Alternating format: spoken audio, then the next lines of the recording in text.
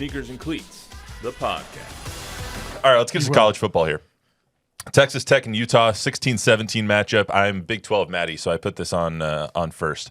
I love the Big 12, obviously, because Arizona State plays in the Big 12, and Texas Tech has, with their $40 million team and all the oil money that's come into that team, has just been killing people.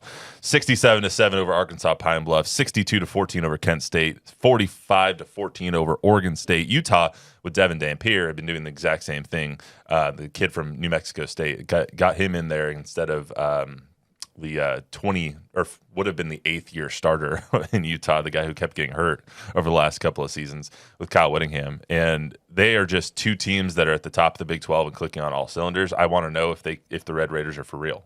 I really do. Well, remember when we did this podcast and you made me pick who was going to be in the playoffs? I believe I had Texas Tech in there. You did. So I don't want to jinx them now. How about you? Yeah. I mean, 3 games in. Even a broken watch is right twice a day, right? Except just not your phone Right. when you don't charge it. That's fair too. Yeah. and obviously there's a long way to go, and they haven't really pounded anybody of consequence yet, but this will be a fascinating matchup this weekend because I think, everybody in Lubbock loves Joey McGuire, but everybody's thinking, we should be better. We should be this. We should be that. I certainly hope that whatever it is that they're doing, I'm sure the resources don't hurt, but he was already building something there, and you could tell. I mean, they're a possession away last year from playing in the Big 12 title game last year. So I don't think much of this is a huge surprise. Are they going to be, though, one of those final 12 teams at the end of the season? That's to be determined, obviously, but you certainly have to like what you see so far. This is the first time this season that we're going to get is Texas Tech for real? Is Utah for real? Utah's always been good. They were good in the Pac-12. They were good last year. I mean, they just didn't have the quarterback play to be really good last year.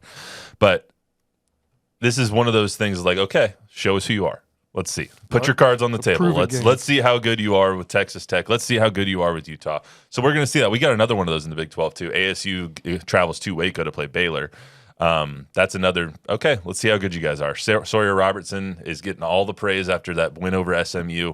Everyone's piling on top of Sam Leavitt at Arizona State because of that direct performance that he gave in against Mississippi State. Looked better against Texas State. So we're going to find out a lot about the Big 12 this week.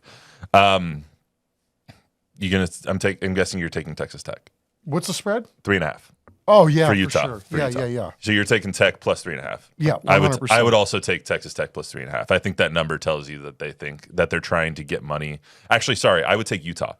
I think that spread is telling you they're trying to get money on Texas Tech, and so I would take Utah minus the 3.5. It's kind of like that Monday night game. The Raiders were 3.5-point underdogs at home against the Chargers. They were like, please, somebody bet on the Raiders because the Chargers were.